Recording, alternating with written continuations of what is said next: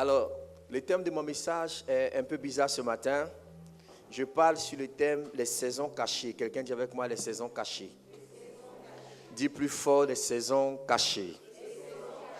Regarde un voisin, dis-lui il existe des saisons cachées. Et regarde un autre voisin, dis il y a des saisons de ta vie qui sont cachées. Alléluia. Quelqu'un va prêcher avec moi ce matin. Quelqu'un dit Amen bien. Je sais que vous savez que notre Dieu est un Dieu qui ne change pas. On est d'accord? La Bible déclare qu'en lui, il n'y a point d'ombre de variation. Notre Dieu est éternel et il est immuable. Quelqu'un me donne un bon Amen. Mais en même temps, nous savons aussi que notre Dieu est un Dieu des temps et des saisons. Est-ce qu'on est d'accord avec cela? Dieu travaille dans des temps et dans des saisons. Donc, il y a des saisons qui ne se ressemblent pas. Quelqu'un dit Amen bien. C'est pour cela que quand vous marchez avec Dieu par son esprit, vous devez comprendre le mécanisme des saisons. Quelqu'un dit le mécanisme des saisons. Il y a une manifestation de Dieu par rapport aux saisons. Et chaque saison a sa couleur. Je dis souvent que vous qui êtes donc ici en Europe, vous pouvez mieux comprendre le message sur les saisons parce que vous avez plusieurs saisons. Il y a une saison où il fait très froid, on est d'accord? Il y a une saison où il fait chaud, on est d'accord? Donc, on ne s'habille pas de la même manière pendant les saisons. Il y a une saison où on s'habille très, très chaud. Il y a une saison où on s'habille un peu relax. Pourquoi? Parce qu'on s'habille selon la saison. Quelqu'un dit Amen à cela. Donc, quand vous marchez avec Dieu, vous avez aussi des saisons dans votre vie. Il y a des saisons de combat et puis il y a des saisons de victoire. Quand tu me dis Amen, je prie que Dieu t'introduise dans la saison de victoire. Donc, il y a des saisons d'humiliation et il y a des saisons d'élévation. Il y a des saisons de disette et il y a des saisons d'abondance. Il y a des saisons où nous marchons dans la vallée de l'ombre de la mort. Il y a des saisons où il nous conduit près des eaux paisibles. Donc, il y a beaucoup de saisons dans la vie. Il y a des saisons où on pleure, il y a des saisons où on rit. Il y a des saisons vraiment où on se lamente. Il y a d'autres saisons où nous dansons. Alors Dieu m'envoie simplement comme un prophète pour annoncer à quelqu'un une nouvelle saison de gloire au nom de Jésus. Ton Amen n'est pas fort. Le Seigneur va t'introduire dans une saison de bénédiction. Je parle à quelqu'un qui a connu beaucoup de combats et d'épreuves. Dieu ouvre une saison de bénédiction et d'élévation dans le nom de Jésus-Christ. Quelqu'un dit c'est une nouvelle saison. Pasteur Evil a dit tout à l'heure et aujourd'hui est un jour très prophétique. Ça n'arrivera pas comme ça de voir un 7 et puis 7e mois. Quelqu'un est avec moi. Et vous êtes un fils de prophète comprenant que le 7 c'est le chiffre de Dieu. C'est le chiffre de la perfection. C'est le chiffre de la plénitude. Quelqu'un me donne un bon amen. Quelqu'un me donne un bon amen. Et la Bible me dit que le 7e jour, le Seigneur s'est reposé. Ce qui veut dire que le 7 c'est le chiffre où Dieu te fait rentrer dans ton repos. Alors je parle à quelqu'un, quelles que soient les activités et les labeurs que tu as eu pendant les 6 premiers mois de l'année, en ce jour, Dieu te fait entrer dans ton repos au nom de Jésus. Dans ton repos au nom de Jésus. Que Dieu t'accorde le repos dans tes affaires, le repos dans tes relations, le repos dans ton ministère, le repos dans tout ce que tu entreprends. Que Dieu te donne de te reposer. Le repos fait partie du programme de Dieu. Et il est important que tu aies du repos. Alléluia. J'ai envie de prophétiser à quelqu'un. Dieu va te donner même une maison de repos. C'est-à-dire un lieu où tu vas te reposer souvent. Un lieu calme, tranquille. Et ce lieu-là, je vois que ça sera en bordure comme ça d'un lac. Alléluia. Dans de verts pâturages. Que Dieu t'établisse là-bas au nom de Jésus. Un genre de maison où tu rentres et il n'y a pas de moustiques, il n'y a pas de cafards, tout est propre et nickel. Un genre de lit où tu te couches et puis le lit te masse. Le lit. Est-ce qu'il y a ce genre de lit là? Le lit même te masse. Alléluia. Que Dieu te donne un genre de voiture, tu t'assois puis la voiture même te demande est-ce que tu es bien installé? Dieu t'accorde le repos au nom de Jésus. Quelqu'un lève la main droite, dit je rentre dans ma saison de repos. Au nom puissant de Jésus. Alléluia. Alléluia. Histoire. Le texte que nous venons de lire est un texte bizarre. Alléluia. J'ai rarement entendu même beaucoup de prédicateurs prêcher là-dessus. N'est-ce pas? Et je suis sûr que pour plusieurs parmi nous, c'est la première fois même qu'ils lisent ce texte. Histoire. C'est vrai ou pas? C'est vrai ou pas? Le texte me surprend parce que la Bible déclare que après la mort de Sarah, papa Abraham va prendre une femme du nom de Ketura. Est-ce que ce n'est pas bizarre? Qu'est-ce qui est bizarre dans l'affaire? Hein? Prêchons ensemble. Qu'est-ce qui est bizarre? Oh oh. Qui a le courage de me dire qu'est-ce qui est bizarre?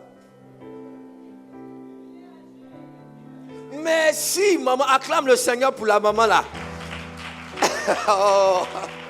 Ça dit, quand je lis l'histoire de papa Abraham, à aucun moment je pouvais imaginer que le vieux là peut encore se marier. La Bible même dit dans le livre de Romains que quand Dieu fait la promesse, lui-même il est conscient que son corps est usé. Est-ce qu'on est d'accord? Il est vieux. Même maman Sarah a ri parce qu'elle s'est dit, de ce vieux que je vois là, son corps froissé là, il va faire comment encore pour que je tombe enceinte? On est d'accord, non? Histoire. Et puis, Dieu va faire le miracle, vous connaissez le miracle, alléluia. Donc, maman Rebecca va, non, qu'est-ce que c'est Rebecca? Sarah va enfanter et puis Isaac va grandir, c'est ça maman? Isaac va grandir et tout ça, donc c'est des années qui passent. Hein? Alléluia. Donc, quand Dieu fait la promesse, Dieu se révèle à Abraham, il a quel âge? On prêche ensemble. Il a 75 ans quand Dieu l'appelle.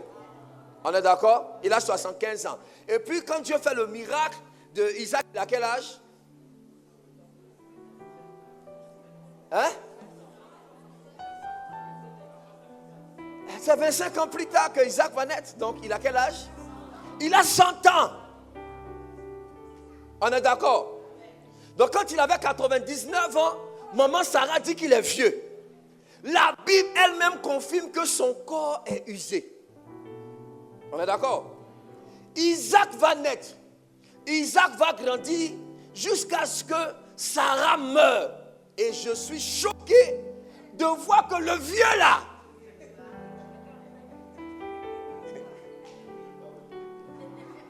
hein? Non, attendez. Est-ce qu'on peut se projeter dans l'histoire de la Bible ensemble, pasteur? Comment le vieux là, il est allé encore se marier à Ketura. Maintenant, quelle histoire? Dis-moi franchement, quelle histoire? Maintenant, là où c'est grave, maman, c'est qu'il va aligner 6 fils. Ou bien on n'a pas bien lu le texte là? Relisons encore. Quelqu'un dit, Yahweh. Abraham prie. Mais pourquoi vous n'êtes pas plaqué aujourd'hui?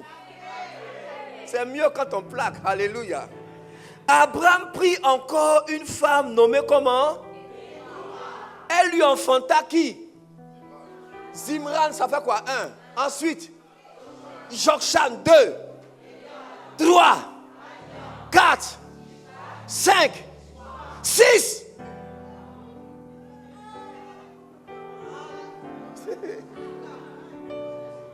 Le papa là a aligné 6 fils.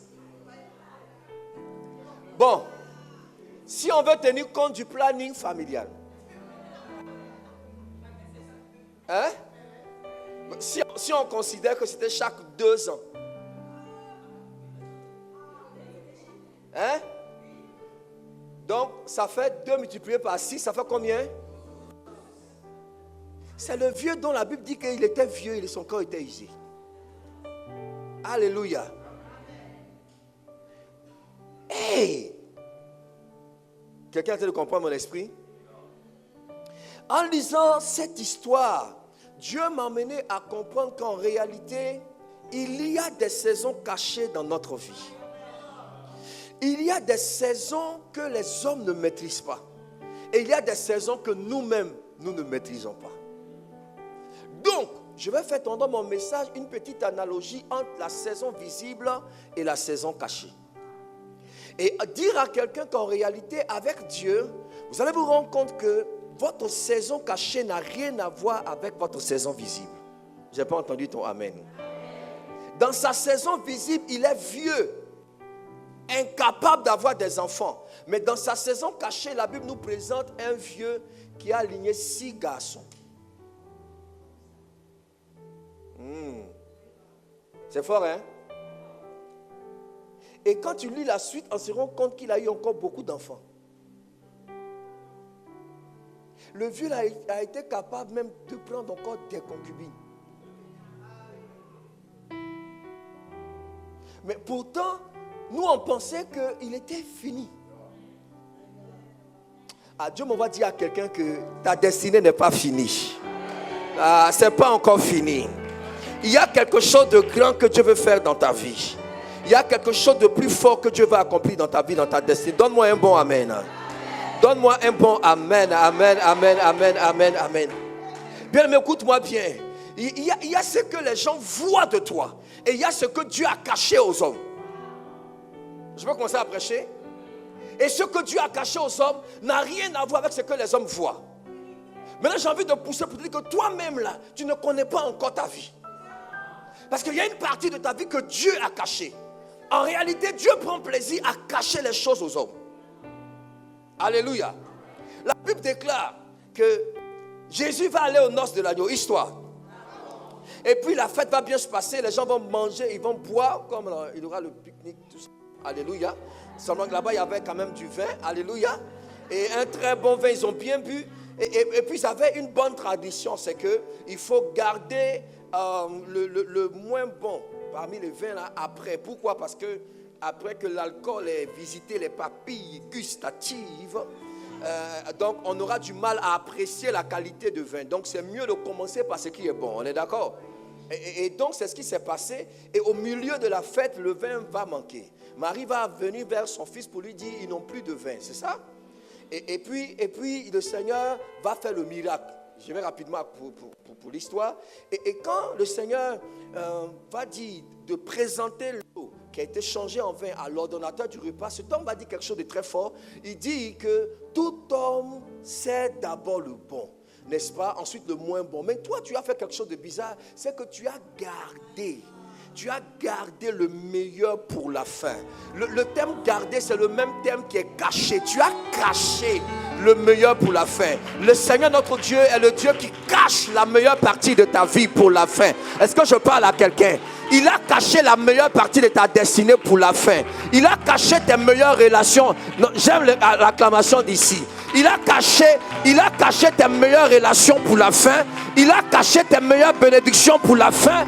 Il a caché tes meilleures opportunités pour la fin. Il a gardé et il a caché. Ma Bible dit que lorsque le temps fut accompli, avant la fondation du monde, Dieu avait préparé la solution. Il avait gardé Jésus, il avait caché Jésus.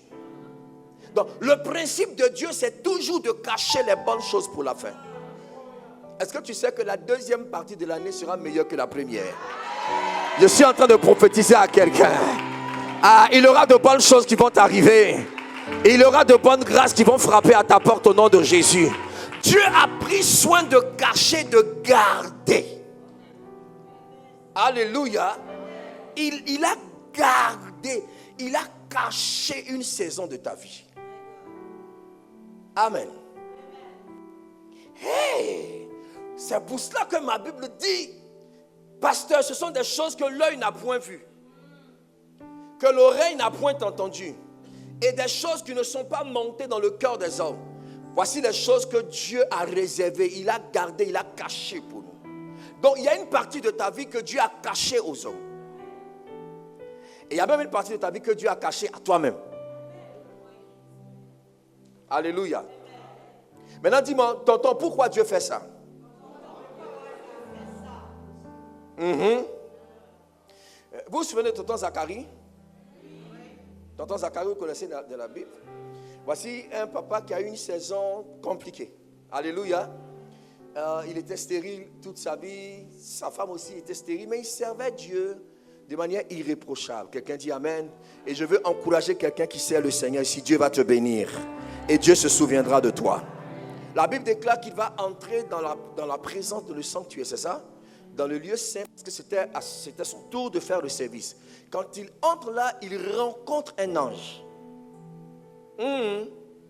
Histoire. Et quand il parle à l'ange, il ressort muet. N'est-ce pas? Ça me fait penser à quelque chose. Je ne sais pas si je pourrais développer. Lorsque Anne, elle est rentrée dans la présence de Dieu, quand elle est ressortie, sa bouche est ouverte. Elle dit, ma bouche est ouverte contre mes ennemis. Et Zacharie, lui, quand il rentre dans la présence de Dieu et qu'il ressort, sa bouche se ferme. Bon, allons avec Zacharie. Pourquoi Dieu a fermé la bouche de Zacharie? Parce que si le vieux là sort, avec ce que l'ange lui a dit, c'est pas sûr qu'il se taise. On est d'accord? Et à force de parler, ses amis à côté de lui, en Côte d'Ivoire on l'appelle les varans. Quelqu'un dit les varans. Les varans, c'est des gens qui sont autour de toi, qui sont très très jaloux et qui te veulent du mal. Les varans,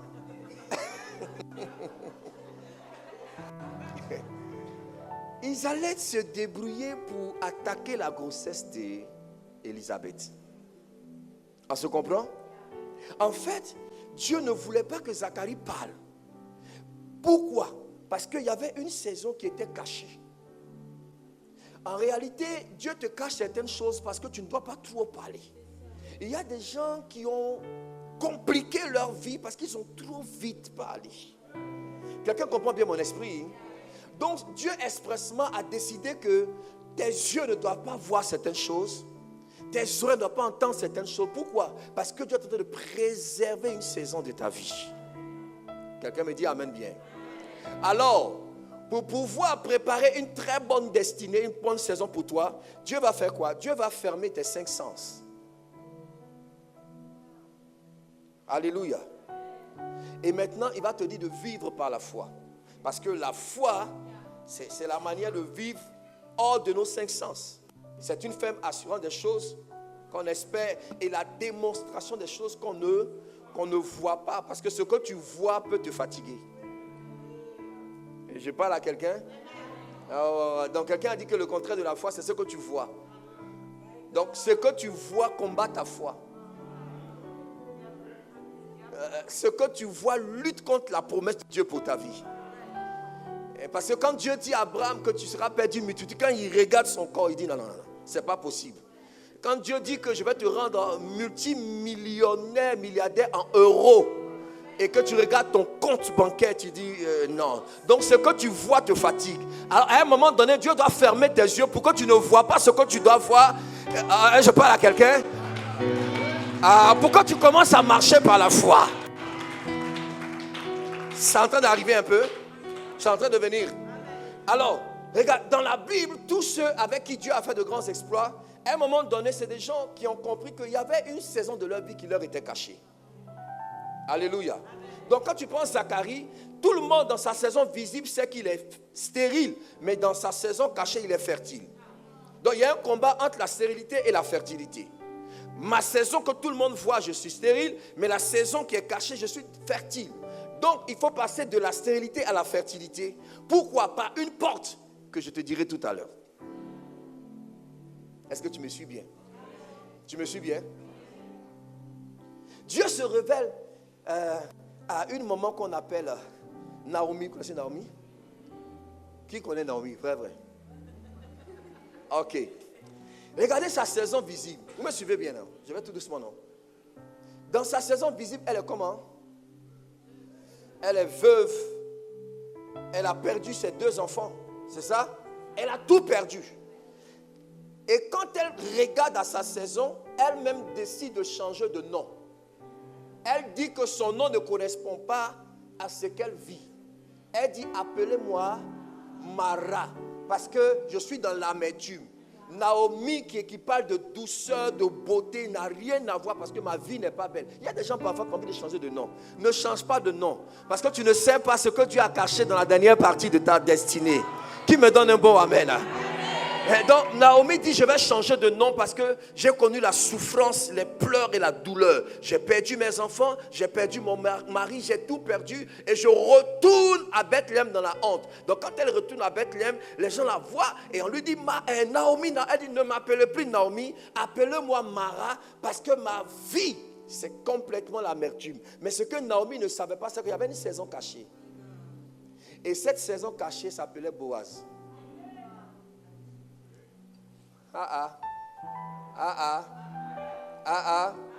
Parce que quand elle revient, qu'elle rencontre Boaz, sa vie va complètement changer. Lorsque la vie vous arrache un certain Elimelech, Dieu vous a réservé un Boaz quelque part. Est-ce que je parle à quelqu'un? Et je déclare que le Boaz va se manifester dans la vie de quelqu'un qui me dit Amen. Le Boaz va se manifester pour ta saison au nom de Jésus-Christ. Il est le Dieu des saisons cachées. Alors, comprends simplement avec moi que ta saison visible n'a rien à voir avec ta saison cachée. C'est pour ça que l'apôtre Paul nous dit que désormais, nous ne connaissons plus quelqu'un selon la chair. Parce que la chair peut nous tromper. La chair trompe, quand tu regardes à la chair, ça va te blaguer. Alléluia. Même par rapport au mariage, même si tu regardes seulement à la chair, ça peut te tromper. Qui me dit Amen bien? Parce qu'il dit que non, selon la chair, moi je veux une femme vraiment, elle est mince. Comme ça. Abidjan dit skinny. C'est ce que moi j'aime. Bon, et si après l'accouchement, la skinny devient apouchou? La saison. Parce qu'il peut avoir un apouchou dans la saison cachée de la skinny. Quelqu'un dit oui, monsieur. Alléluia. Bon, là, tu vas faire comment? Parce que si le seul critère, c'était le physique, on fait comment? Alléluia. Mon neveu, moi, je connais des femmes, après leur premier accouchement, là, elles n'ont plus jamais maigri. C'est-à-dire, elle aligne tous les régimes. Elle boit tous les thés. Elle fait tout le sport. Ça ne peut pas. Elle est à Bouchou jusqu'au retour de Seigneur Jésus. Le gars maintenant il est triste. Il dit non, moi c'est pas ce que je voulais. On dit mon ami. Parce qu'il y a une affaire d'hormones dans l'histoire là.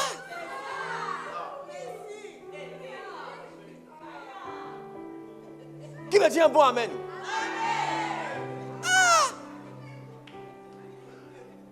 Alléluia. Moi je connais un frère comme ça. Il est venu me voir, il bénit le Seigneur. Il dit mais pourquoi? Il dit parce qu'il était intéressé par une soeur. Non, elle était vraiment skinny, dessinée comme ça, tu vois. Mais ça n'a pas marché, il a tout fait, sa part, mais ils sont séparés. Il était triste, un vrai gourmet. Elle allait marier quelqu'un d'autre.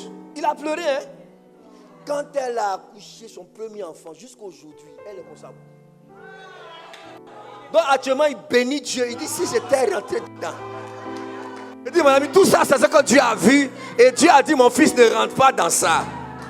Mais oui. Mais pourquoi pas?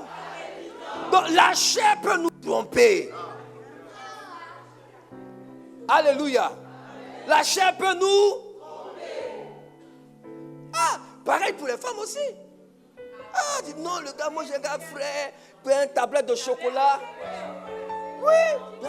Après le mari, il est tellement heureux. Et puis il mange, voilà le bidon maintenant qui est là. Et le bidon ne peut pas se casser. Chérie, va au sport, il fait tout ça, se casse pas. Il faut prendre le bidon là comme ça. Au moins ça te fait un troisième coussin dans le lit. Tu te couches sur le bidon, tu le caresses. Quelqu'un me donne un bon amen. Alléluia. Oui. Je connais un homme de Dieu comme ça. Il est gros comme ça. Le ventre comme ça. Il marche comme ça. Il est incapable de porter ses lacets lui seul. Sur le ventre.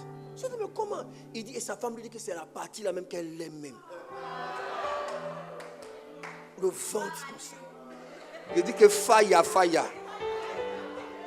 Et arrière de moi le gros ventre. Quelqu'un dit amen bien. La partie, tu ne peux même pas mettre le bouton de la veste. Donc, toi, on doit te coudre des vestes sans bouton.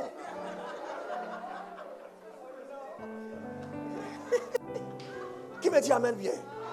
Donc, pour dire à quelqu'un que la chair peut nous tromper. La chair peut nous tromper. Alléluia. C'est pour ça qu'il faut apprendre à voir dans la saison cachée de quelqu'un.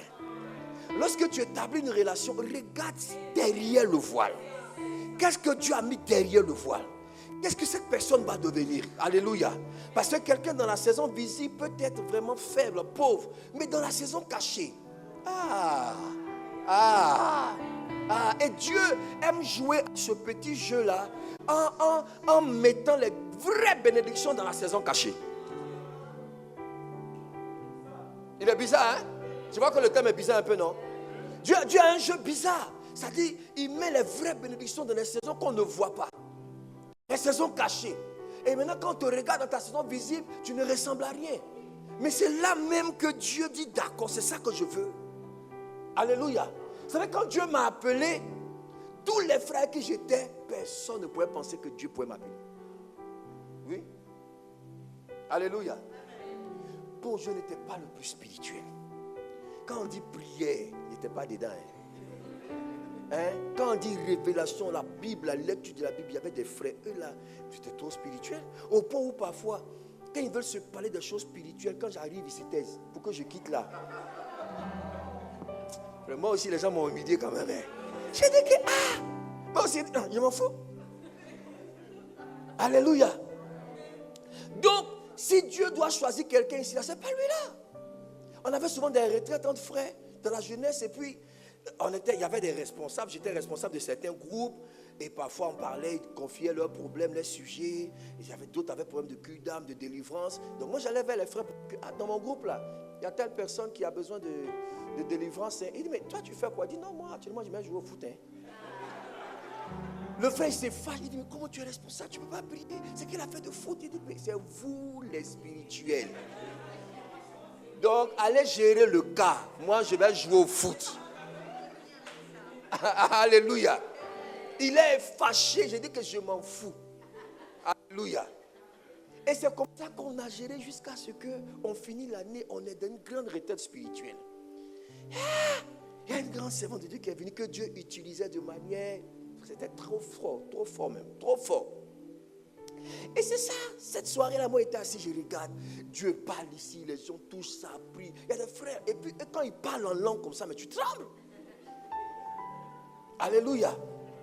Et même quand on finit la cellule de prière, quand on demande aux frères de lever la voix, quand ils prient, tu dis, mais voici le petit frère de Jésus direct qui est là. Mais les frères nous ont mystifiés avec la prière. Glenn, le gars il prie, il dit, oh Saint-Esprit, je veux te salmodier. Il dit que salmodier veut dire quoi?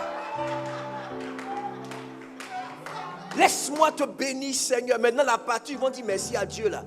Il y a un cas qu'eux-mêmes ont mis dedans. Merci pour. J'ai dit que. Merci. Blanc nous a dit que c'est merci. Il dit merci pour ta grâce. J'ai dit que. Nous, ça à quel moment va devenir comme ces gars-là? Mystification, maman. Mais oui. Mais pourquoi pas? Quand Dieu t'a donné quelque chose, il faut mystifier un peu quand même. Faut pas être trop simple. Les gens m'ont mystifié, maman. Ah oui. Ils avaient tous les dons. Prophétie, guérison. Moi, j'étais là à cause que Dieu. Est-ce que toi-même, tu me connais quelque part? Oui. Est-ce que tu me connais quelque part? Je ne sais pas. Et donc, quand Dieu se manifestait, j'avais un don spirituel que j'aimais beaucoup, le don de la parole de connaissance. Et donc, souvent dans mes prières, Seigneur, moi, je te demande seulement le don là, donne-moi le don de la parole de connaissance là. Et je priais comme ça, j'ai dit, mais est-ce qu'il m'entend le monsieur? Donc, à cette grande soirée, la servante de Dieu, elle a prié pour les gens, un moment elle s'arrête. Elle dit, il y a un jeune homme ici. Il y a un jeune homme ici, il prie tous les jours. Et voici ce qu'il demande à Dieu. Dieu, donne-moi le don de la parole de connaissance. Et puis elle parle, elle me décrit. J'étais assis, il dit, hey, t'as amusement, Dieu me connaît. Dieu a laissé tous les spirituels là. Ils étaient tous assis. Et puis elle dit, viens, je me suis levé. Puis je viens devant, tout le monde me regarde. Et quand je marche, madame me regarde, elle commence à sourire, elle remet la tête. Elle dit, ce jeune homme, il ne sait pas à quoi il a appelé. Je dis que ça dit quoi ça? Elle dit, homme de Dieu. Je regarde derrière, je dis, qui? Elle dit que tu es un grand homme de Dieu. Dieu va t'utiliser. Elle dit, c'est la même là, est-ce qu'elle me connaît? Moi? Non, moi c'est un joueur de foot. Oh. Alléluia. Elle commence à parler, je la regarde. Elle voit l'incrédulité dans mes yeux. Je ne crois pas à ce qu'elle dit là. Moi. Elle dit, est-ce que je peux prier pour toi? J'ai dit oui, elle dit, lève les mains. Elle prie pour moi, je tombe comme un sac de riz. Bon, sur les fesses, je me lève et puis je nettoie les fesses. J'ai dit qu'elle m'a poussé. Elle dit, je peux prier encore. J'ai dit oui, je tombe encore. Je me lève, je la regarde, je ne comprends rien. Parce que c'est la première fois que je tombe comme ça. Comment on peut tomber comme ça? Elle n'était pas encore convaincue. Viens encore, troisième là, je suis resté couché, maman. On m'a soulevé comme ça, comme le sac de riz pour m'amener au dortoir. Alléluia. Le lendemain, il y avait un grand mariage à l'église. Je ne pouvais pas partir parce que j'étais toute la journée sous l'onction. Je ne comprenais pas ce qui m'arrivait. Et j'avais le sentiment que quelqu'un est en train de me parler. L'onction cesse. Et elle, j'étais comme dans un monde bizarre. Je dis, mais qu'est-ce qui m'arrive? Depuis hier, la femme l'a prié pour moi. Ma vie est bizarre. Alors ils sont tous allés au mariage. Je suis resté moi seul couché dans le dortoir. Moi seul, en train de réfléchir à ma vie.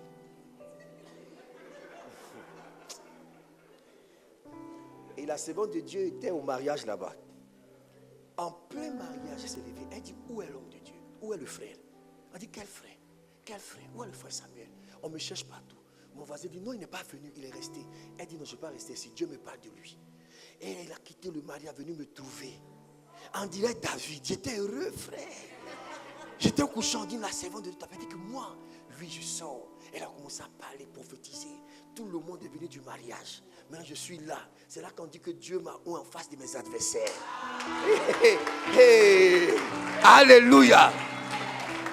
Donc, ils sont étonnés. Mais comment c'est lui-là que Dieu appelle? Frère, je n'avais rien pour attirer les regards. Je ne sais pas parler. Je ne sais rien faire. Je n'ai aucun don spirituel. Je ne peux pas exhorter. On dit que Dieu t'appelle, tu as prêché. Il dit que moi. Alléluia. Mais je compris par là que, en fait, il y avait une saison qui était cachée. Que personne ne voyait. Et Dieu m'a fait la grâce d'entrer dans ma saison cachée. Là où je suis en ce moment. Et je veux prophétiser à quelqu'un. Tu rentreras dans ta saison cachée au nom de Jésus-Christ. Toi-même n'est pas fort. Tu vas rentrer dans cette saison. Alléluia. Je ne sais pas pour qui je prêche. Mais mon message est bizarre aujourd'hui. Le Seigneur m'envoie dire à quelqu'un que ce n'est pas encore fini. Il n'a pas fini avec toi. Quel que soit ce que tu vis, quelles que soient les déceptions et le découragement, Dieu n'a pas fini avec toi. Et ce que Dieu réserve à ta destinée n'a rien à voir avec ce à quoi tu peux penser en ce moment. Dieu a préservé des choses glorieuses pour ta vie et pour ta destinée. Quelqu'un dit Amen. Alors Dieu permettra que tu fasses une rencontre qui va t'introduire dans ta saison cachée au nom de Jésus-Christ. Alléluia. Alors, en réfléchissant, je me rends compte maintenant que Ketura signifie encens, parfum. Donc, Abraham a rencontré l'encens qui nous fait penser à l'adoration, à la prière. Ce n'est pas n'importe quelle femme que papa Abraham a rencontrée. Je suis désolé, arrivé au ciel, je demanderai pardon à maman Sarah. Mais pendant que papa Abraham était à maman Sarah, c'est là qu'il était vieux. Quand il a rencontré Ketura,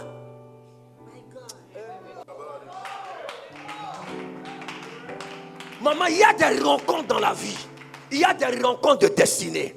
Ce vieux-là a eu la vigueur. Il a été rajeuni et renouvelé. Pourquoi? Parce qu'il est rentré dans l'atmosphère de l'adoration. Il est rentré dans l'atmosphère de la prière. Je parle à quelqu'un ici. L'adoration à l'Éternel va te rajeunir au nom de... Oh, est-ce que je parle à quelqu'un? Je suis content parce que je suis dans une église d'adorateurs. Est-ce que je suis bien à la bonne place? Je suis à la bonne place vraiment. L'adoration à l'Éternel va rajeunir tes cellules. Lorsque Abraham, le père de la foi, rencontre Ketura, ça veut dire lorsque la foi rencontre l'encens, lorsque la foi rencontre l'adoration, il y a la bénédiction qui sera enfantée. Ta foi doit rencontrer l'adoration. Ta foi doit rencontrer l'atmosphère de la prière. Et tu vas me dire que tu as la foi, je suis d'accord, mais tu fais quoi de cette foi? Est-ce que tu as rencontré Ketura? Est-ce que tu es rentré dans l'atmosphère de la prière, de l'adoration? Beaucoup d'enfants de Dieu viennent à l'église dimanche, mais ils n'ont pas compris l'adoration. L'adoration n'est pas une simple musique douce, langoureuse, non. L'adoration, c'est un style de vie. L'adoration, c'est une manière de marcher avec Dieu. Jésus dit, l'heure vient, elle est déjà venue, où le Père, n'est-ce pas, recherche quoi? De vrais adorateurs. Et demande à ton voisin, est-ce que tu es un vrai adorateur? Est-ce qu'il a souri? S'il ne sourit pas, c'est que ce n'est pas un adorateur. Alléluia. Il y a des adorateurs, mais il y a de vrais adorateurs. Alléluia. L'homme a été créé pour adorer. Et quand nous rencontrons le Seigneur, nous devenons de vrais adorateurs. Il y a beaucoup de caractéristiques de vrais adorateurs. Numéro 1, je donne peut-être 2 ou 3. Un vrai adorateur, numéro 1, c'est quelqu'un qui ne voit que Jésus. Alléluia. À l'image donc de ces Grecs qui sont montés à la fête. Cette grande fête. Quand on parle de la fête, il y a la musique. Quand on parle de la fête, il y a des rencontres, il y a la nourriture. Alléluia. Mais quand ils montent à la fête, ils disent à Philippe, nous voulons voir Jésus. On n'a rien à faire avec la nourriture. On n'est pas préoccupé par la boisson. Il y a beaucoup de femmes, il y a beaucoup d'hommes, mais nous, on veut voir Jésus. Les vrais adorateurs, quand ils montent à l'église, ils ne veulent voir que Jésus. Malheureusement, aujourd'hui, pasteur, il y en a beaucoup de nos chrétiens qui viennent à l'église, ils voient tout sauf Jésus. Ils ont vu que la sœur était très mal habillée. Ils ont vu que, pasteur Biodi, sa nouvelle coupe de cheveux, là, c'est un peu bien, c'est un peu joli, hein? Alléluia. Un jour, à l'église, mes responsables en réunion me disent, mais papa, tu as vu tel dimanche là, il y a eu tel là qui a fait ça, et puis telle sœur a fait ça, et puis l'autre laquelle est venue était comme ça, et puis je suis étonné. Il me dit, mais toi tu n'as rien vu. J'ai dit, mais comment vous avez fait? Parce que moi, au culte, je suis tellement concentré dans l'adoration que je ne vois même pas tout ce que vous dites, je n'ai pas vu ça. Ils ont eu honte. Donc ça veut dire que vous n'êtes même pas concentré. Pendant l'adoration, vous ne levez même pas les mains pour adorer Dieu. Vous regardez qui a chanté, tout ça. Elle a, si sa voix était trop bizarre aujourd'hui, c'est la même là. Est-ce que vraiment elle a bien prié avant de venir ici? Est-ce que hier, elle n'était pas dans un coin bizarre, un coin qui craint? Un coin qui craint, un coin qui craint. Alléluia. Dis avec moi un coin qui craint. Un craint qui coin. Alléluia. Mes amis, est-ce que nous voyons Jésus? Après avoir Jésus dans la louange, après avoir Jésus, même lorsque le pasteur prêche, vois Jésus te parler.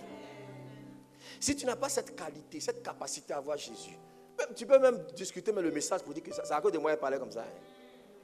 Non, c'est à cause de nous il dit ça. Sinon, frère, apprendre à voir Jésus. Dans la bénédiction d'un frère, il y a Jésus. Dans le reproche même d'un frère, il y a Jésus dedans. Dis avec moi, il y a Dieu dedans. Oui, Dieu dedans. On est d'accord. Donc numéro 1, apprendre à voir. Un vrai adorateur apprend à voir Jésus. Numéro 2, un vrai adorateur compte que sur Jésus. Ce n'est pas simplement chanter, hein? C'est apprendre à compter sur lui toute sa vie. Quelqu'un dit Tu es sûr que tu comptes vraiment sur Jésus? Tu ne me réponds pas? Dis-moi amen bien. Amen. Tu es sûr? Tu comptes vraiment sur Jésus? Tu es sûr? C'est dans les choses de la vie, on voit si tu comptes vraiment sur Jésus. Hein? Je sais que tu aimes Jésus, mais compter sur lui là, ce n'est pas à 100%. Qu'on se le dise. Alléluia. Tu aimes Jésus, mais tu comptes plus sur ton argent. Tu aimes Jésus, mais tu comptes beaucoup sur tes relations. Ouais. C'est-à-dire que tu comptes sur lui, mais tu as un appui. Mais Dieu va t'emmener dans une dimension où tu es obligé de compter sur lui. Hein? On appelle ça opération coinçage. Dis avec moi, opération coinçage. C'est-à-dire que Dieu va te coincer où tu es obligé de compter sur lui. Alléluia. L'affaire où Dieu enlève. L'affaire où Dieu soustrait. il est en train de t'emmener dans un coin pour te coincer. Alléluia. Parce que parfois, tu as des appuis. C'est vrai, non? C'est pour ça que quand la Bible parle de la foi d'Abraham, on dit espérant contre toute espérance. Ça veut dire que Dieu a enlevé toute espérance qu'il avait. Tout ce qu'il lui reste à faire, c'est d'espérer en Dieu. Est-ce que tu es prêt à ce que Dieu enlève toute espérance? Ah là, ça fait mal. Dieu enlève l'argent. Il enlève la position que tu avais. Tout ça pour t'emmener à compter sur lui. Et c'est en ce moment que Dieu te donne des instructions. Quelqu'un dit instruction. Lorsque Dieu te donne une instruction prophétique, c'est pour te faire passer par une porte qui va t'introduire dans une saison cachée. Vous n'avez pas entendu ton amen? L'instruction de Dieu, lorsque tu obéis, c'est la clé pour la prochaine saison. Quelqu'un me comprend? C'est bizarre, mais tu comprends un peu? Regarde, Dieu dit à Abraham, Abraham, viens m'offrir ton fils, ton unique, c'est ça, non? Et puis, il s'en va. Il monte sur la montagne. Et puis, Abraham veut tuer son fils. Histoire. Et au moment où il lève la main, Dieu dit, ne tends pas ta main. Maintenant, j'ai vu que tu me crains et que tu m'aimes. Maintenant, Seigneur, ça fait quand même près de 40 ans qu'on marche ensemble, non? Tu m'appelles, je suis en 15 ans. À 100 ans, tu me donnes le petit là. Le petit a environ 13 ans, bien 17 ans. Donc, c'est quand même 37 ans de marche. Et tu me dis que maintenant, c'est maintenant que toi, tu vois que je t'aime.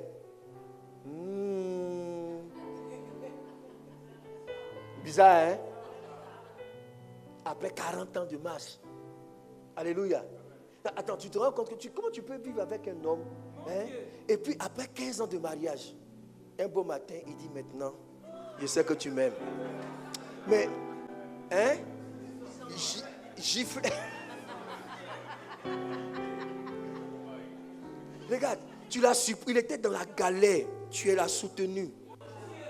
Tu lui as fait 3 enfants. Il a déformé ton corps. À cause de lui, ton ventre est là. Il y a eu même 2 césariennes. Et il a fait des choses que tu supportes. Parfois, il n'a même pas l'argent. C'est toi qui gérais la maison et tout. Et puis après, Dieu l'a béni. Il vient maintenant, il garde sa Mercedes. Il a les clés, il s'assoit au salon. Chérie, je peux te parler?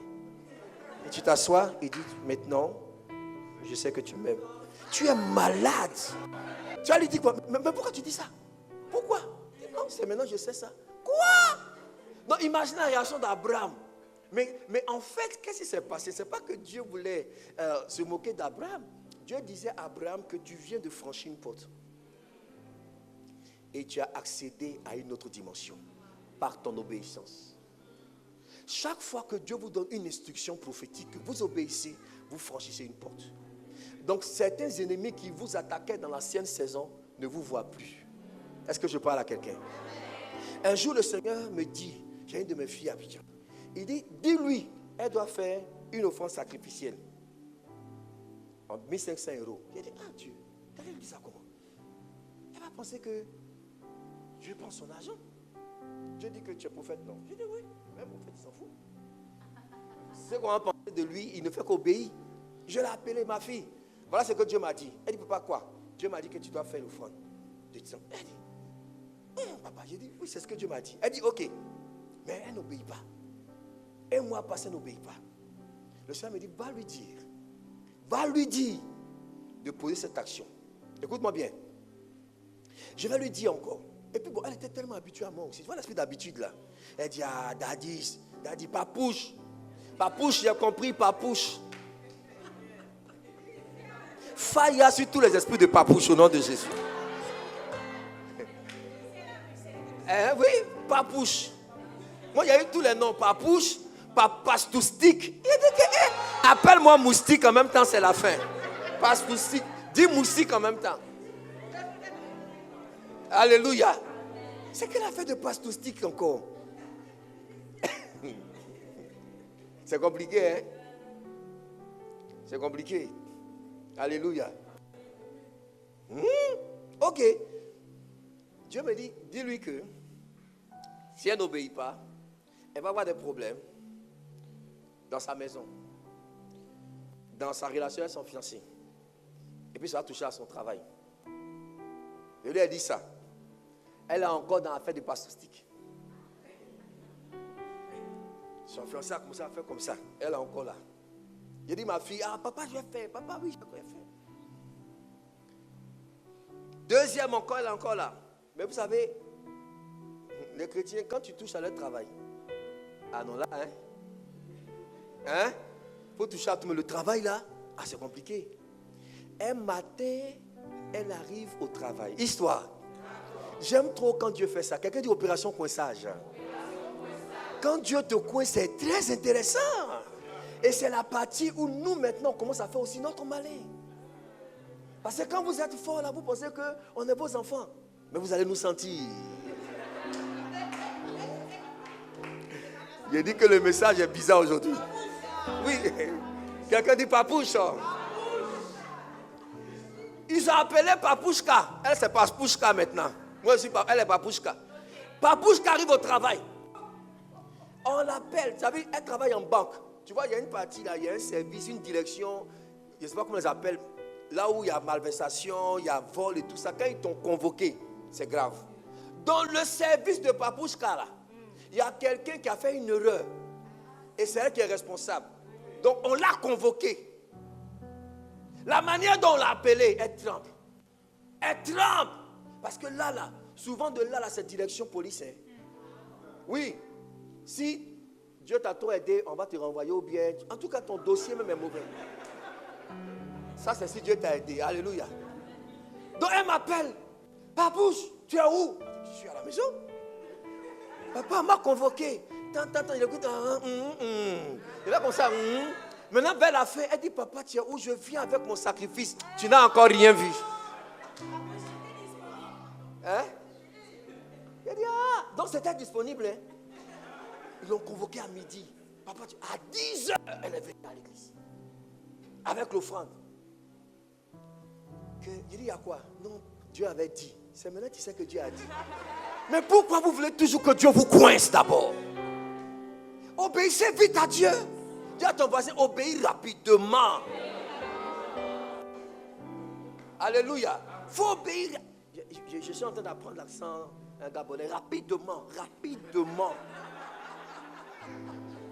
Je suis gabonais. C'est mon deuxième pays. Alléluia. Obéis rapidement. Mais essayez de parler comme les Ivoiriens. Il a dit chap. Alors, vous préférez ça? Les Ivoiriens vont vous coloniser.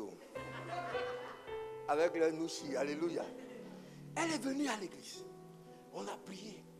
Elle a déposé. Il a dit, papa, prier, dit que Dieu te bénisse. Elle dit, c'est tout. Elle dit, mais c'est tout. Toi, tu voulais quoi encore? Papa, elle dit, il faut partir. Elle est partie. Elle arrive à midi. Elle est assise. On a annoncé qu'elle était là. Ils sont en réunion. Ils sont en train de comment dire, interviewer quelqu'un avant elle. C'est compliqué. Donc elle a peur. Elle m'appelle seulement. Elle dit qu'il faut rester tranquille. Alléluia. Tu as obéi à Dieu, non? C'est fait. Elle dit, papa, c'est fait. Il dit, oui, c'est fait. Elle attend. Midi arrive. On ne l'appelle pas. Midi 30. Elle signale qu'elle est là. On dit, oui, attends. Bientôt, on te prend. À 13 heures. Ils ont fini l'entretien du précédent. On ne l'appelle pas encore. Elle dit, mais qu'est-ce qui se passe? Il ne comprend pas. Je dois reprendre le boulot à 14 heures. On ne m'appelle pas. Le gars, il sort. Il dit que, oui, mais toi-même, c'était quoi ton problème là-même? Que non. Non, on s'est trompé. Retourne au travail. Alléluia. L'obéissance te fait traverser une porte au nom de Jésus. J'ai dit à quelqu'un que les ennemis qui te poursuivaient, tu vas disparaître dans leur radar. Alléluia. Elle est partie. Jusqu'aujourd'hui, on ne l'a plus jamais appelée. Jamais. Elle dit, hé, papa, Dieu s'en a fait d'offrande là, c'est sérieux. Il dit que c'est toi qui blagues. En réalité, Dieu ne cherchait pas ton argent. Il cherchait ton obéissance pour que tu traverses une porte. Il y avait des entités spirituelles qui te poursuivaient. Dieu voulait que tu traverses une porte afin que ces entités-là et toi, il y ait une distance. Dieu attendait l'obéissance. Écoutez, chaque acte d'obéissance vous introduit dans une nouvelle saison. Alléluia. Est-ce qu'on se comprend? C'est pour ça que nous sommes beaucoup parfois dans les actions prophétiques et dans les directions prophétiques. Ça peut sembler bizarre, mais c'est l'obéissance d'un cœur qui va t'introduire dans une nouvelle saison de grâce. Quelqu'un dit amen bien? Un adorateur compte sur Dieu. Troisième point d'un adorateur, puis on va bientôt atterrir. Un adorateur valorise Jésus. Plus que tout. C'est-à-dire, sa vraie valeur, c'est Jésus. Jésus plus que l'argent, Jésus plus que l'honneur, plus que la gloire des hommes, plus que tout. Quelqu'un donne un bon amen? C'est pour ça que, comment dire ça? Un vrai adorateur ne voit pas les choses comme tout le monde peut les appréhender. On est d'accord? Regarde, Marie vient et elle va casser un parfum de grand prix. Briser le parfum et répandre le parfum sur la tête de Jésus. Est-ce que tu sais que la valeur de ce parfum-là pouvait ouvrir une boulangerie? C'est-à-dire à Paris ici, en plein Paris. En plein quoi? Dis-moi, 8e ou bien le coin de Paris qui était 16e, en plein 16e. Tu as une entreprise là. Tu es bon.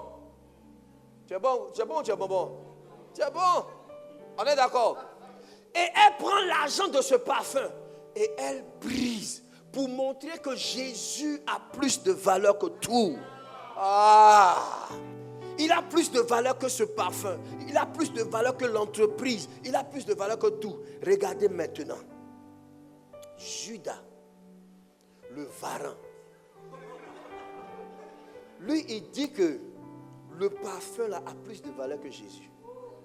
On aurait pu vendre ce parfum et prendre l'argent et veut mentir aux gens pour distribuer aux pauvres. Et la Bible déclare que parce qu'il était voleur. En réalité, c'est grave de voir certains enfants de Dieu qui, dans leur manière de faire, donnent plus de valeur aux choses qu'à Jésus. Je parle à quelqu'un? Parfois, inconsciemment ou pas, tu montres que ton travail a plus de valeur que Jésus. Parfois, ta femme, ton mariage a plus de valeur même que Jésus. Tes enfants ont plus de valeur que Jésus. Ton argent a plus de valeur que Jésus. Un chrétien qui n'aime pas donner à Dieu, un chrétien qui n'apporte pas sa dîme, il est en train de démontrer que l'argent a plus de valeur que Jésus. C'est comment les gars, il n'y a plus d'amen. On est encore ensemble? On est encore ensemble ici? Dis-moi amen bien. Un vrai adorateur valorise Jésus. Il est prêt à payer le prix. J'ai aimé David. Qui connaît David? Le chante agréable, l'homme selon le cœur de l'Éternel. Vous le connaissez? Un jour, on lui a dit, il ne faut pas faire offrande. On va te donner un terrain pour bâtir l'autel. Vous vous souvenez de cette histoire? David dit, non, je ne peux pas donner à l'Éternel ce qui ne me coûte pas. Alléluia. On a dit à David, programme ça là, tu ne fais pas offrande. On te donne tout gratuit. Il dit jamais.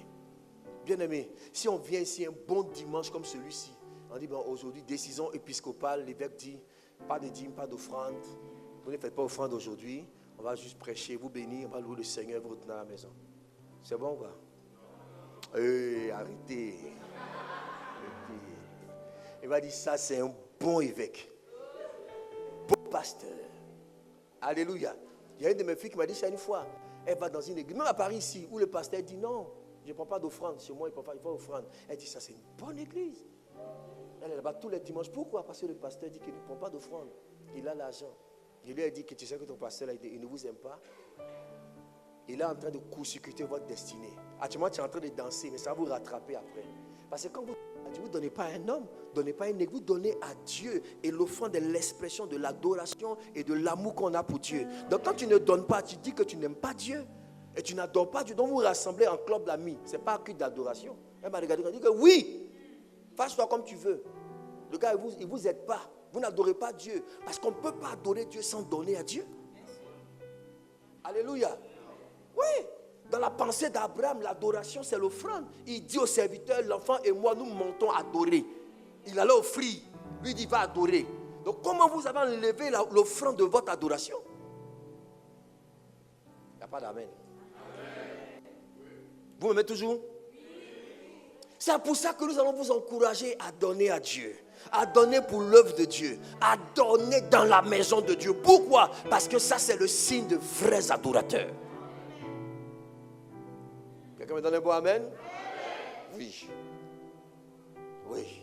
Comment passer de la saison cachée à la saison de la révélation? Je vais te dire ça et puis on va prier. J'aimerais qu'on ait un bon temps de prière aujourd'hui parce que Dieu veut révéler beaucoup de choses. Quelqu'un donne un bon amen? Quelqu'un donne un bon amen? Alléluia. Alléluia. Comment passer de cela? Donc numéro 1, être un bon adorateur. Numéro 2, être un instrument au service de Dieu. Si vous acceptez de servir Dieu, le Seigneur va ouvrir de nouvelles saisons pour votre vie. Le message est prophétique aujourd'hui. Alléluia. Être un instrument au service de Dieu. Être un instrument au service de Dieu. Acceptez que Dieu vous utilise. Alléluia. Beaucoup de personnes disent aimer Dieu, mais ne veulent pas servir Dieu. On ne peut pas aimer Dieu sans le servir. Ce n'est pas possible. Touche ton voisin, dis, est-ce que tu sers le Seigneur? Dis, est-ce que tu sers le Seigneur?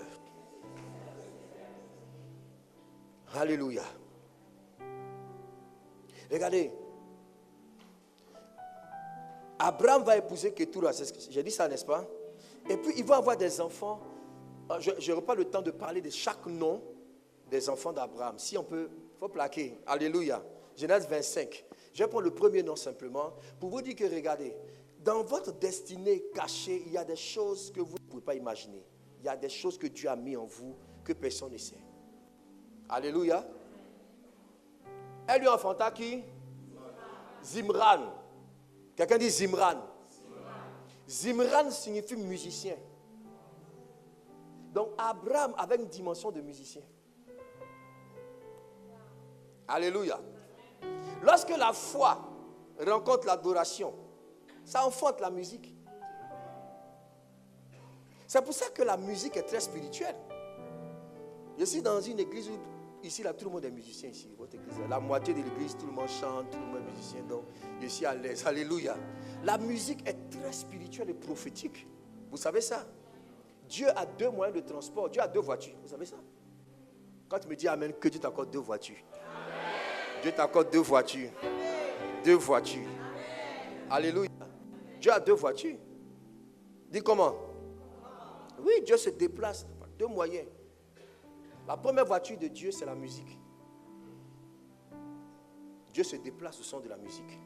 En fait, même les esprits se déplacent au son de la musique. Lorsque on veut invoquer un esprit, il y a toujours une musique. On est d'accord avec ça? Oui. Lorsque quelqu'un veut entrer en connexion avec le monde des esprits, il y a une musique qui est jouée. Donc, quand nous on joue notre musique, là, ce n'est pas parce que la musique est douce, c'est parce que c'est le moyen d'attirer Dieu et de rentrer en connexion avec Dieu. Alléluia. Et la deuxième voiture de Dieu, j'ai appelé ça comment? L'encens, ou bien je dirais le parfum, la fumée qui monte. Chaque fois que tu fais un sacrifice et que la fumée monte, Dieu rentre dans ta fumée. Dieu rentre dans le parfum. Donc Dieu se déplace par la musique et par le parfum. Quelqu'un me donne un bon amen? Maintenant, regardez. Il va enfanter Zimran. Donc, dans toute la vie d'Abraham, vous avez déjà vu musique dedans? Hein? Personne ne peut imaginer que papa Abraham peut être musicien. Comme Glenn. Alléluia. Mais il y avait cette dimension en lui qui était cachée. Que Dieu a révélée. Il me laisse 5 minutes, j'ai fini. Et le dernier point, pour pouvoir ouvrir une nouvelle saison, c'est lorsque vous grandissez dans l'esprit. Quelqu'un dit grandir dans l'esprit. Grandir dans l'esprit. Alléluia. Lisons rapidement Apocalypse chapitre 5, la dernière référence, et on va prier. Est-ce que quelqu'un est béni ce matin? Est-ce que la parole a béni quelqu'un? Apocalypse chapitre 5, verset 1. Grandir dans l'esprit. On peut lire? Ils n'ont pas encore plaqué. C'est bon? Puis je vis dans la main droite de celui qui était assis sur le trône un livre écrit en dedans et en dehors, scellé des 7 heures. Un ange puissant qui criait d'une voix forte, qui est digne d'ouvrir le livre et d'en rompre? Oui. Et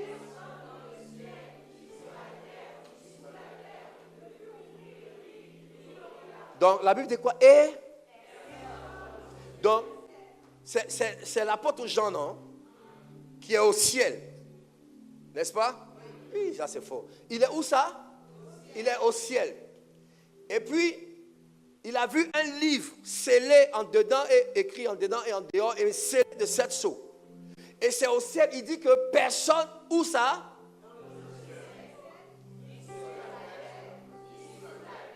Ne put. Donc, personne, c'est où?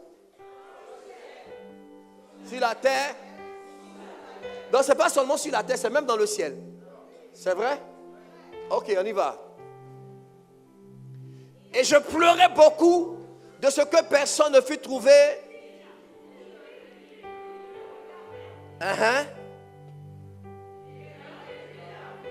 Oui. Voici le rejeton de David. Yes. Verset 6 maintenant.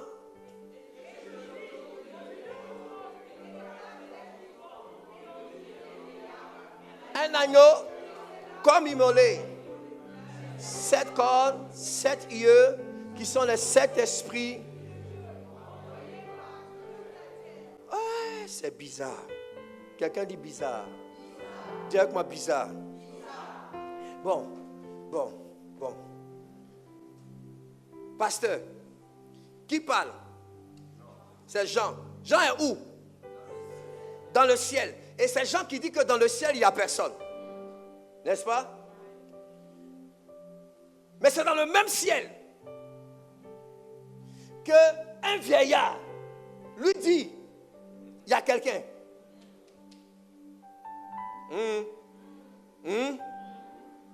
Il est dans le ciel, hein? Et il a vu qu'il y a un premier niveau de révélation. Selon ce premier niveau, selon la dimension, hein, il n'y a personne. Maintenant, il y a un vieillard.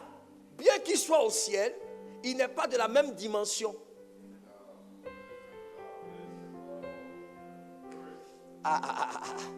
Il y a beaucoup de dimensions au ciel. Il y a une première dimension où on voit qu'il n'y a personne. Mais il y a une autre dimension là où les vieillards sont. Quelqu'un dit vieillard. Bon, première question, Glenn. Au ciel, là, est-ce qu'il y a le temps? Il n'y a pas de temps. Le ciel en dehors du temps, d'accord? Mais comment ils sont devenus vieux?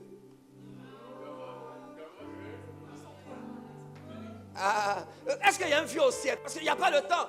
On devient un vieillard parce qu'on a été subi au temps. On a été jeune, adulte, jusqu'à ce qu'on devienne vieux. Mais il n'y a pas de temps au ciel. Pourquoi ils sont vieux? Alléluia. Donc, le vieillard, ce n'est pas les cheveux blancs.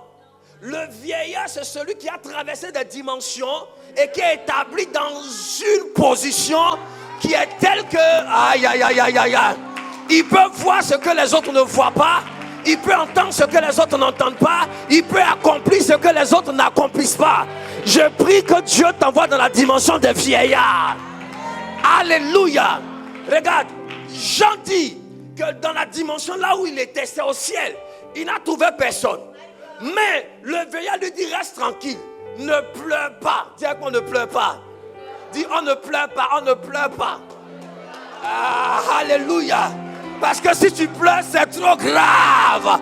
Ne pleure pas. Je dis à quelqu'un, ne pleure pas. Ne pleure pas. Il y a une solution pour ta destinée. Il y a un remède divin pour toi. Alléluia. Et il lui dit, dans ma dimension, il y a une solution. Alléluia. Chez nous les vieillards qui sont autour du trône de Dieu, chez nous il y a une solution. Est-ce que vous savez que le mot impossible appartient à une dimension, mais il y a une autre dimension où ce mot n'existe pas. Ça se comprend. Le mot faiblesse appartient à une dimension, mais il y a une autre dimension où ça n'existe pas. Le vieillard dit à Jean, la dimension où tu te trouves là, il n'y a personne. Personne existe. Mais dans moi, ma dimension, il n'y a pas personne. Tu me permets ce français là? Il y a quelqu'un. Quand nous étions à l'école élémentaire, on nous a dit que 2 moins 1 égale 1. Mais ce n'est pas possible d'avoir 1 moins 2. Qui allait à l'école ici? On se retrouve au lycée. On nous dit que, mes amis, 1 moins 2 égale moins 1. Donc, dans une certaine dimension, c'était impossible. Mais dans une autre dimension, c'est devenu possible. Je suis en train de dire à quelqu'un, là où c'était impossible, ça va devenir possible au nom de Jésus. Quand tu me dis Amen, Dieu va te faire grandir dans l'esprit. Grandir dans l'esprit. Grandir dans la dimension. Tu dois grandir. C'est pour ça qu'on peut être tous à l'église, mais on n'a pas la même dimension. Quelqu'un peut dire, là, moi, je ne peux pas. Moi, je n'y arriverai pas. Ça, c'est impossible. Ça, c'est sa dimension. Mais dans moi, ma dimension, ces mots n'existent pas. Parce que notre langage, c'est possible. C'est victoire. C'est gloire. C'est réalisation. C'est puissance. C'est révérence. C'est alliance. Ça, c'est notre dimension. Pasteur, je peux aggraver, on va prier. Je peux aggraver, on va prier. Le vieillard lui a présenté qui? Non, lisez bien. Plaque ma partie là. Il dit, ne pleure pas. Voici qui? Voici qui? Donc il lui a présenté un lion. Mais lui, dans sa dimension, quand il regarde, lui voit qui? Lui voit un agneau. Ça veut dire qu'on est dans le même ciel, mais on n'a pas la on n'a pas la même vision. Jean dit que moi je suis en train de voir un agneau.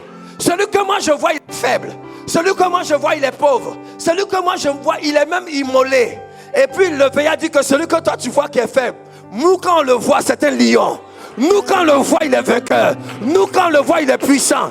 Il y a des gens qui te regardent et ils voient en toi un agneau. Mais quand Dieu te regarde, Dieu voit un lion. Est-ce que je parle à des lions ici?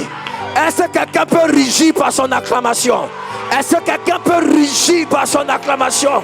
Est-ce que des lions peuvent rugir? Aïe, aïe, aïe, aïe, aïe, aïe, aïe, aïe, aïe, aïe. Oh!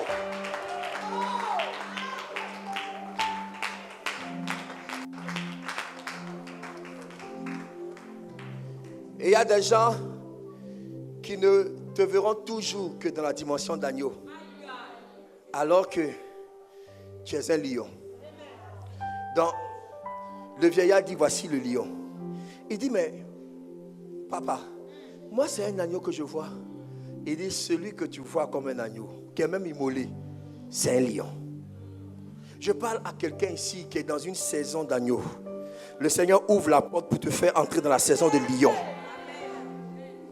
Tu vas commencer à rugir au nom de Jésus.